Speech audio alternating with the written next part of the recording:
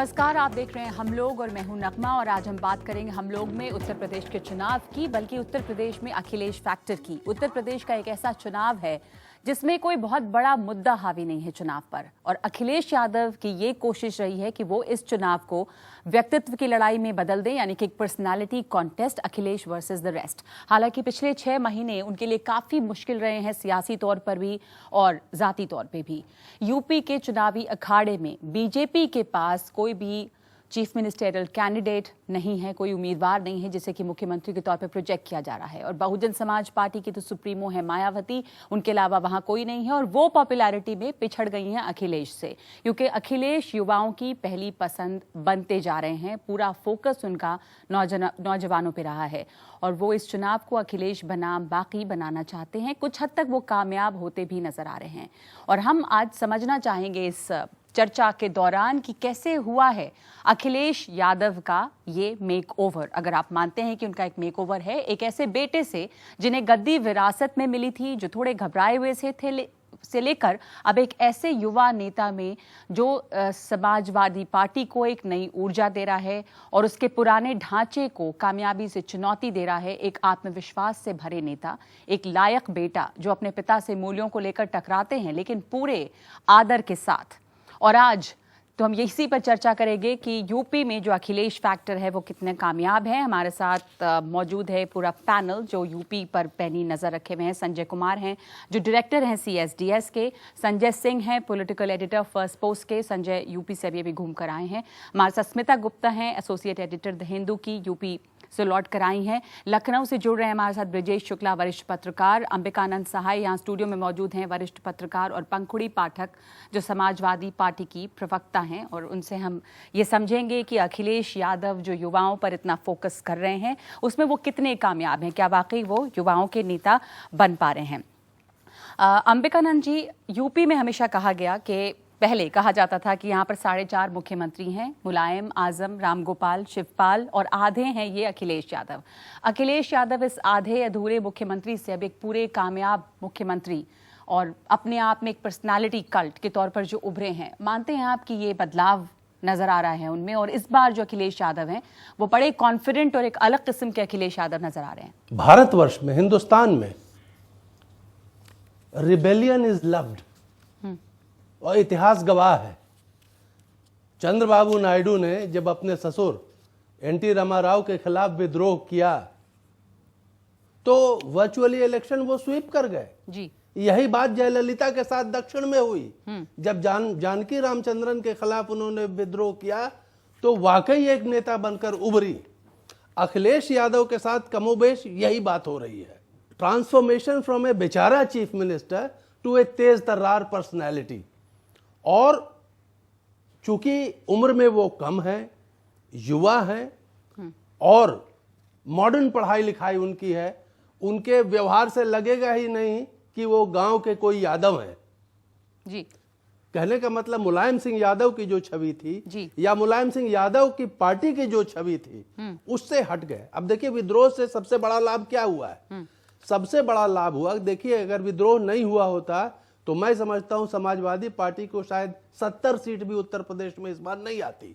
लेकिन विद्रोह के कारण जब इनका व्यक्तित्व उभार में आया तो उसके बाद वहां की युवा वर्ग सब अखिलेश के साथ हो गए, और बड़ी बुद्धिमानी से उन्होंने जो यादव मुस्लिम वोट बैंक था उसके बाहर निकलना शुरू किया, और एक आशा का संचार हुआ। हाँ, ऐसा मुझे लगता है। बिल्कुल, आप जो कह रहे हैं कि विद्रोह एक बहुत बड़ा फैक्टर रहा है, बहुत बड़ा, साथ में नोवेल्टी फैक्टर। नोवेल्टी फैक्टर में एक छोटा कमेंट इस पर पहले सबसे ले लूं, फिर इसको हम एक्सप्लेन करेंगे। स्मिता, आपको लगता है कि उनका ट्रांसफॉर्मेशन वाकई हुआ एक बेचारे मुख्यमंत्री से एक तेज तर्रार मुख्यमंत्री या नेता के तौर पे? बिल्कुल, 6 महीने पहले आप यदि उनको देखते तो सब लोग उनको ऐसा राइट ऑफ ही कर दिए थे, मगर जब ये जो परिवार के अंदर जो एक लड़ाई शुरू हो गई और जो सड़क पे आ गया, तब से उनका ये चेहरा मतलब अपना व्यक्तित्व उभर के आया।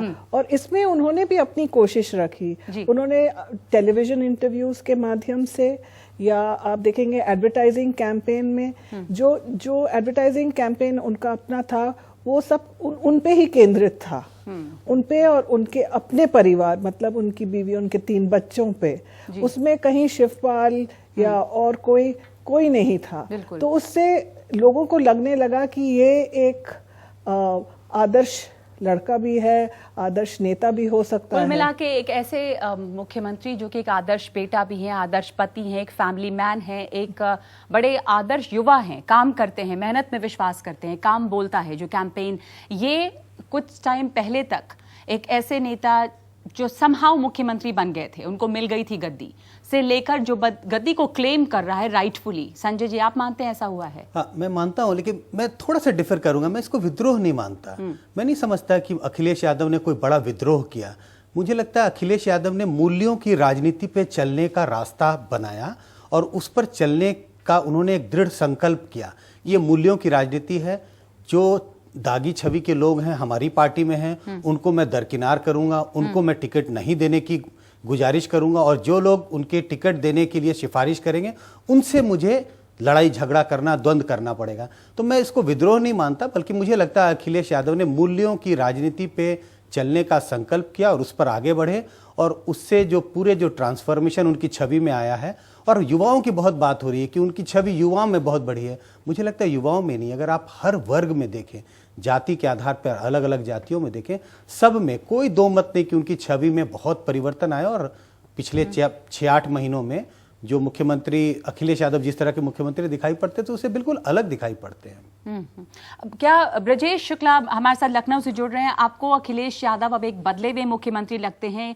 वाकई ये सामने आ रहा है कि उन्होंने मूल्यों की राजनीति की है, उसमें वो कामयाब हुए हैं? क्योंकि वो ये दिखाना भी चाह रहे थे कि जो बैगेज था, जो पुरानी चीजें आप ढो रहे थे, उन्होंने दिखाया कि वो उन सबको छोड़कर एक बहुत ही सैद्धांतिक तौर पर एक मजबूत, एक ईमानदार पार्टी, एक ईमानदार नेता बनेंगे, और साथ साथ अपने पिता का आदर भी किया और एक लायक बेटा की छवि जो उन्होंने बनानी चाहिए, उसमें वो कामयाब हुए। 2014 में भी मैंने लोकसभा चुनाव में प्रदेश का दौरा किया था, और इस बार भी मैं दौरा कर रहा हूं। 2014 में लोग कहीं भी अखिलेश का नाम नहीं लेते थे। वो कहते थे साहब साइकिल को वोट दे देंगे, मुलायम को वोट देंगे। लेकिन एक पिछले 2 वर्षों में कितना बदलाव आया है। मैं जहां भी जाता हूं तो लोग कहते हैं, अब गठबंधन है यहाँ कांग्रेस से, राहुल भी उनके साथ हैं, लेकिन लोग कहते हैं कि मैं अखिलेश को वोट दूंगा, अखिलेश की पार्टी को वोट दूंगा। ये बहुत बड़ी उपलब्धि। इसका कारण क्या है? कारण बस इतना है कि जो लोग यथास्थिति बनाए रखना चाहते हैं वो कभी भी स्टार नहीं हो सकते। जो लोग उन परंपराओं को तोड़ते हैं, जो लोग, अब ये जो बगावत कहा जा रहा है, वो बगावत वास्तव में उन लोगों के खिलाफ थी जिनके कारण सपा बदनाम थी। लोग कहते थे साहब ये अपराधियों की पार्टी है। जब जहां मैं जाता तो एक शिकायत अपराधियों का, अपराधियों के चेहरे। लेकिन जब उससे निकलने का प्रयास हुआ, उससे बाहर आने का प्रयास हुआ, तो अखिलेश हो जाते हैं और समाजवादी पार्टी उनके पीछे खड़ी दिखती है। संजय, आपको लगता है कि मुलायम सिंह की जो नींव है उसको बहुत अक्लमंदी से अखिलेश ने बनाए रखा? उनके जब बगावत या विद्रोह कहें या जो भी उन्होंने किया, पार्टी से पुराने ढांचे को जो तोड़ा, पोस्टर्स जब बने नए, उसमें भी मुलायम सिंह यादव की जगह ज्यादा बड़ी दिखाई दी, मुलायम सिंह के कटआउट ज्यादा बड़े थे, अखिलेश किनारे थे, हाथ जोड़े थे। तो ये भी उन्होंने बहुत बखूबी किया है। और जिस की बात कर रहे हैं अभी ब्रजेश की, 2014 में अखिलेश को कोई जानता नहीं था। 2014 में कोई अखिलेश का नाम नहीं लेता था। 2012 के चुनाव में जाइए, उस चुनाव में जब हम चुनाव के लिए घूम रहे थे तो नेशनल मीडिया की जो हेडलाइन थी, या नेशनल मीडिया जिसको चेज कर रहा था, वो राहुल गांधी थे। स्टोरी अखिलेश यादव था जी। अखिलेश यादव के लिए उस समय भी वो काडर जो हम आज कह रहे हैं कि युवा अखिलेश के पक्ष में हो गए हैं, वो लोग शायद 2012 को भूल गए हैं। और युवा यूनिफॉर्म, अगर युवा मतलब अक्रॉस द स्पेक्ट्रम है, इसके कोई पुख्ता सबूत नहीं है। लेकिन समाजवादी पार्टी का जो कोर वोटर है, इन द सेंस जो यादव वोटर है और मुस्लिम लड़के जो हैं, वो तब भी अखिलेश के नाम पे वो करते थे कि तब भी मुलायम सिंह यादव भाषणों में भूल जाया करते थे, मंच पे खड़े होकर के। वो जो प्रवृत्ति आ रही थी वो उस समय भी आ रही थी। आयरनिक ये है कि इस चुनाव में मुलायम सिंह यादव को लोग कंप्लीटली भूल गए। मुलायम सिंह यादव नाम का कोई व्यक्ति एग्जिस्ट नहीं करता इस चुनाव में। मुझे बड़ी हैरत हुई, मैं जितने जगह गया, मुझे कैराना के पास जो मुनव्वर हसन, वो जो कॉलोनी है जहां वो जिसे कैंप आप कह लीजिए, और वहां बात बात में एक बार जिक्र आया कि मुलायम सिंह यादव ने विक्टिम्स को 5 लाख रुपए दिए थे। और उससे उन्होंने कुछ लोगों ने वो अपने घर वो खरीद लिए और बाकी यहाँ लोगों को घर मिला हुआ है। तो ये एक विडंबना है। बच गया अखिलेश का ट्रांसफॉर्मेशन। अखिलेश 2012 में भी वही थे, आज भी अखिलेश वही है, क्योंकि उस समय उन्हें पिता चाहते थे मुख्यमंत्री बनाना और वो एक आज्ञाकारी पुत्र के रूप में ही मुख्यमंत्री बन सकते थे। जब इस समय वक्त आया, कुछ लोग कहते हैं ऑर्केस्ट्रेटेड था, नहीं था, अगर किसी भी डायरेक्टर ने स्क्रिप्ट लिखी तो उससे आगे चला गया।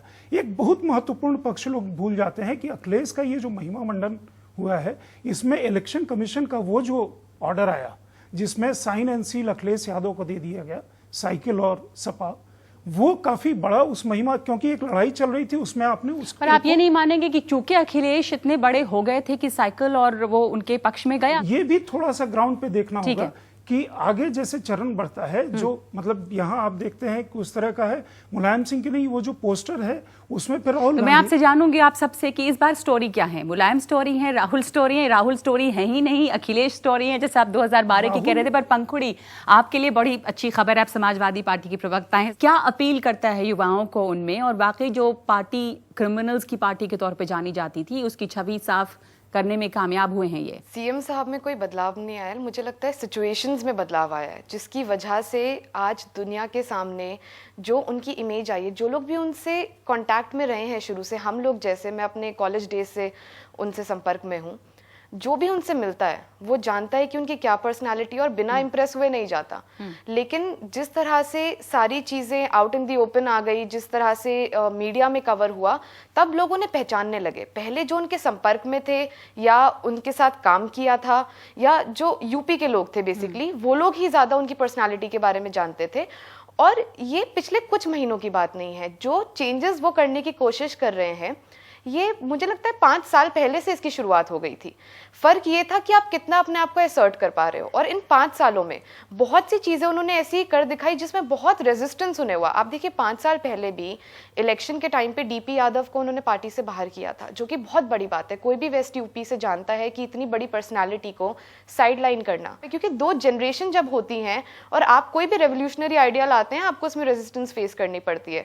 मुझे ध्यान है जब मेट्रो की बात थी, कई सीनियर नेता कहते थे क्या करेंगे मेट्रो का, ये लैपटॉप क्यों दे रहे हो, लेकिन ये उनके आइडियाज थे, ये उनका विजन था कि किस तरह से तो यूपी आगे जाए। या स्मार्टफोन जो है, क्या वो यूथ के लिए, जो वोटर्स हैं स्मिता, उनके लिए बड़ा ये मतलब ऐसा रहा फैक्टर? 2012 में मैंने उनके साथ, अखिलेश जी के साथ मैंने कैंपेन ट्रेल स्टोरी मैंने की थी, तो तभी भी उनका जो एक मकसद था कि जो समाजवादी पार्टी का एक छवि बन गया था कि ये एक ऐसा पार्टी है जहां मतलब सब यादव गुंडे हैं और गुंडा राज चल रहा है, वो जो छवि उनका तभी भी यही मन में था कि मैं इस इमेज को बदलूं। मगर ये 4.5 साल जो में वो नहीं उतना नहीं कर पाए। अब ये 6 महीने में ये अब करके दिखाए हैं बाय असर्टिंग हिमसेल्फ। और ये जो टिकट बंटवारा में वो अब सामने आ गया, जैसे पंकुरी जी अभी कह रही थी कि तभी भी उन्होंने डीपी यादव को हटा दिया था, तो उनकी कोशिश तभी भी थी, बट 4.5 साल में जब 4.5 मुख्यमंत्री थे तब वो नहीं कर पा रहा था। जो कैंपेन है वो इसमें कितना कारगर रहा है, क्योंकि उन्होंने शायद जो उनके कैंपेन राइटर हैं जिन्होंने काम बोलता है वो गाना बनाया, वो मनोज यादव हैं जो बॉलीवुड के लिरिसिस्ट हैं, पीकू के गाने लिखे, उन्होंने वर्ल्ड कप के भी कैंपेन लिखे थे, और वो भी कहते हैं कि जब उनसे मिलते हैं तो वो पॉलिटिशियन नहीं पोलाइटिशियन लगते हैं। आपको भी ऐसा लगा कि बहुत विनम्र हैं वो, और उनका व्यक्तित्व कैसा है? हाँ, अंदर से कैसे हैं हमें पता नहीं, मगर बाहर से तो बहुत नम्र लगते हैं। और मैं बता रही हूँ, जब भी अभी मैं दौरा कर रही थी पश्चिम उत्तर प्रदेश की, ऐसा कोई भी मुझे नहीं मिला जो उनके खिलाफ कुछ बोला। ऐसे भी लोग जो उनको वोट नहीं डालेंगे, मगर सब लोग यही कहते हैं बहुत अच्छा लड़का है, लायक बेटा है। और एक लड़के ने तो ये भी कहा कि बड़ा जॉली सा लड़का है। सो वो जो मुस्कुराता रहता है, तो अब मुझे लगता है अभी जो यूपी का माहौल है, अब वो एक मुस्कुराता हुआ चेहरा देखना चाहता है।